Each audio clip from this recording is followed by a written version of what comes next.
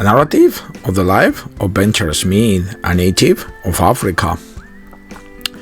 Benjamin Smith was born around 1729 in Dunkara, Guinea. Born the son of a king and destined to become one of the principal chiefs of his country, he was extensively tutored by a youth in farming, commerce, and statecraft. When he was a young child, he and his family were taken prisoner by an invading army, and his father was killed for refusing to comply with their demands.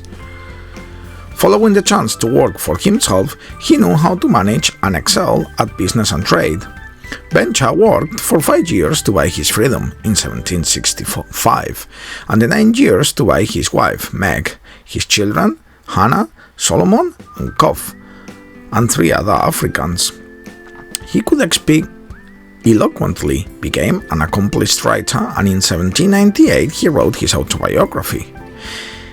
In this same year, when he was 69, Benjamin Smith dictated his narrative to Eliza Niles, a Connecticut schoolmaster.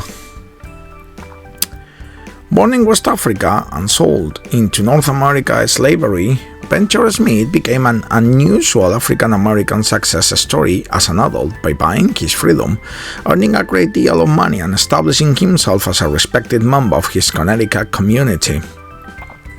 Before these adult accomplishments, however, came the dramatic events of Smith's childhood that led to his enslavement and transport across the Atlantic Ocean.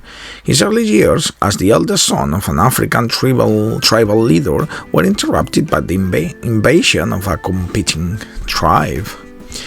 This conflict led to the death of Smith's father and the transport of the young boy several hundred miles to a slave trade hub on the Atlantic coast.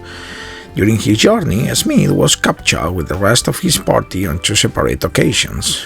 Despite change of captors, his ultimate destination remained the same: sell to white slave traders. Smith describes the conflicts he encountered with his master's family and tells how he purchased his freedom for himself and his wife by hiring himself out to others, cutting wood, farming, and fishing.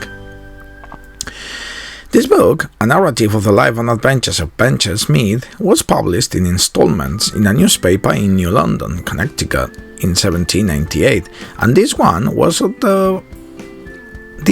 one of the earliest slave narratives published in the U.S.